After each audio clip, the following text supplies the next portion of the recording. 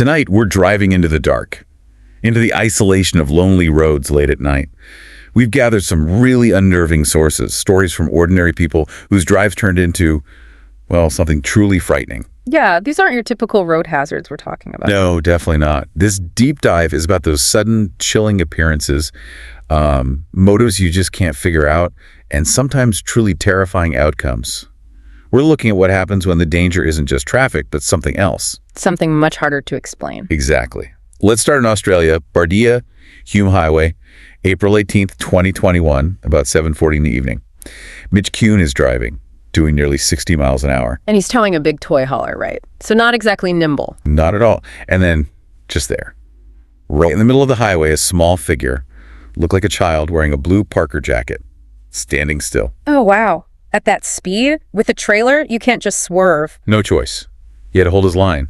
He said he missed the figure by just inches. Can you imagine? Cars stopping. What happened then? Did they stop? His mother was with him. She called 911 straight away.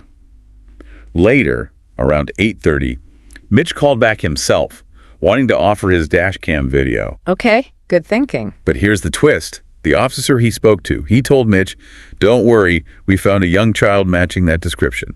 We're taking him home now." Oh, thank God. So, crisis averted. That's what Mitch thought. He posted online about his relief, thinking he'd narrowly missed hitting a real kid. But there's more to it, isn't there? Because I remember this case. Yes.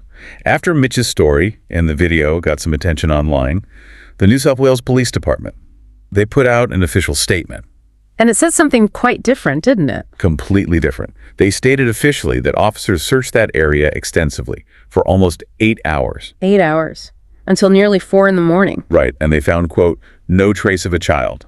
Nothing. So that initial report from the officer on the phone was wrong or misinformed. Maybe wires got crossed somewhere in the initial chaos. It happens, but it leaves this huge question mark. If there was no child found after such a thorough search, what did Mitch Kuhn nearly hit on that highway? Exactly. It's just unresolved. A figure appears, causes this terrifying near miss, and then officially vanishes. Killing. Okay, let's shift gears now.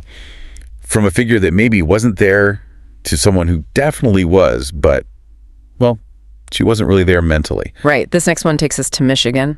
Belmont, Michigan. Near the Road River, May 8th, 2021. Very late, like 2:30 a.m. Malie Perellis, she's a TikToker actually, known as Piss Pasta. She and her friends see something. A shadowy figure, right, crawling onto the road, Packer Drive northeast. Yeah, crawling. Then they see it's a young woman, maybe 20s or 30s. She's sitting on the road, and she's soaking wet. And it was cold that night, wasn't it? Like under 10 degrees Celsius, 48 Fahrenheit. Freezing. And she's either waving her arms or maybe banging her head on the pavement. It wasn't clear. They drove past and circled back. And she'd collapsed by then. Yeah. Now, they did the smart thing. It's late, isolated road, woman acting strangely. Could be anything. Could be a trap. Absolutely. A setup for a robbery isn't unheard of in those situations. Calling 911 without getting out of the car was the right call. Definitely. All right. And it turns out she had just come from the river. Police found marks on the bank, like where she'd clawed her way out. And her car was nearby, parked behind a house. Yes. But her behavior before this was already setting off alarms. Earlier that night, around 10:15, people in the neighborhood reported a woman, presumably her, just walking into someone's house yelling, "Hello?" Just walked in? Yeah. And apparently refused any help when people tried to offer it near some local woods. She was clearly not okay long before Malie found her. And the really startling part is where she came from. Right. This woman, they identified her as May, a 28-year-old Chinese student. She was reported missing from Kalamazoo. Which is what, over 60 miles away from Belmont? Over 60 miles. And when they found her, she had zero memory of driving there. No idea how she got to Belmont or why she was in the river. This points strongly towards something specific, medically. It sounds like a dissociative fugue state. Dissociative fugue. Can you explain that a bit? Sure. It's a rare psychological response, usually triggered by severe stress or trauma. The person essentially loses their sense of personal identity. They forget who they are. Wow. And they often travel sometimes long distances, performing complex actions like driving a car, but they have no conscious awareness of it at the time and no memory of it afterward. So May was apparently under a lot of stress, maybe feared she was being stalked, based on some reports. That seems to be the case. And that intense fear, that stress, likely pushed her into this state. She drove 60 miles, ended up in a freezing river, completely disconnected from her own actions. It's terrifying how stress can manifest physically like that, turning a simple drive into this involuntary, dangerous journey. She was lucky Maley found her. Incredibly lucky. It shows how the isolation of the road can become the backdrop for a really profound mental health crisis. Okay, from an internal crisis to something external Mm-hmm. and deliberately malicious. We need to talk about the clown craze. Ah, yes, 2016. That was a strange time. This incident is from Sheffield, England, October 12th, 2016. Around midnight, a family is driving down Grange Mill Lane Road. It's deserted. They're already a bit uneasy. Understandable on a road like that late at night. And then, boom, a man dressed as a clown jumps out. Oh, Right in front of the car, blocking their path. just stands there. At first, yeah, he sort of waved. The car stops, obviously. And then the clown starts running towards him. Running at the car. Yes. The driver hits reverse, backs up quickly, but the clown doesn't stop. He breaks into a full-on sprint, chasing the car down the road. Oh my God. That's not a prank, that's aggression. Exactly. The driver just floored it, sped away as fast as they could, so the clown jumped out of the way at the very last second. You have to understand the context here. This wasn't just some isolated weirdo. This was peak killer clown phenomenon. Right. And it had turned violent already. Very violent.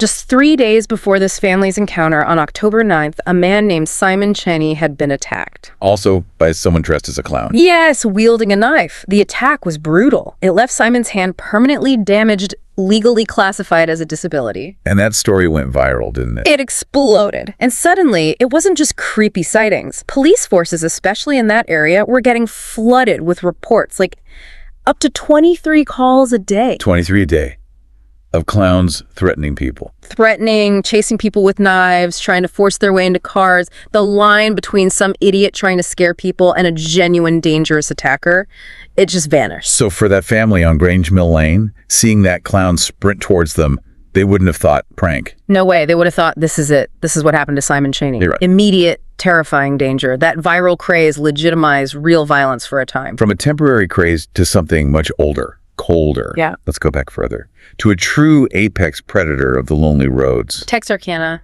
1946. Texarkana, Texas. February 26, 1946.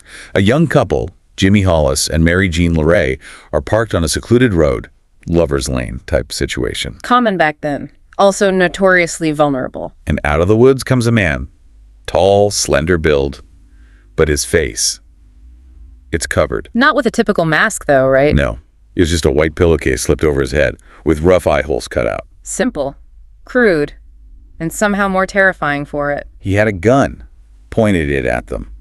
Then, he didn't shoot Jimmy initially. He swung the gun like a club, hit him hard in the head. Fractured his skull, knocked him unconscious. Brutal. Then he attacked Mary Jean. She fought back. Apparently, headlights from an approaching car scared the attacker off, and he fled back into the woods. So they survived, but the description, that caused problems, didn't it? It did. They both agreed he was tall, about 6 feet, and slender. But Jimmy was adamant the man was white.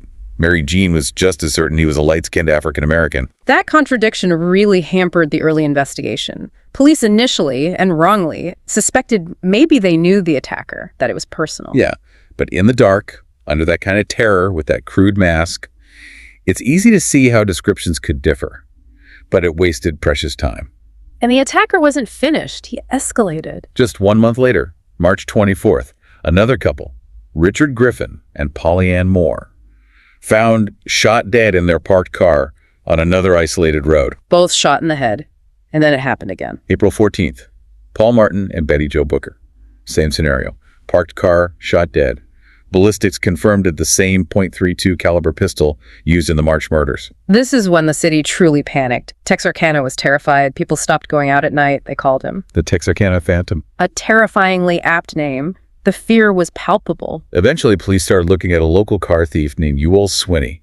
His build matched the description. And there was a pattern with stolen cars, wasn't there? Yes.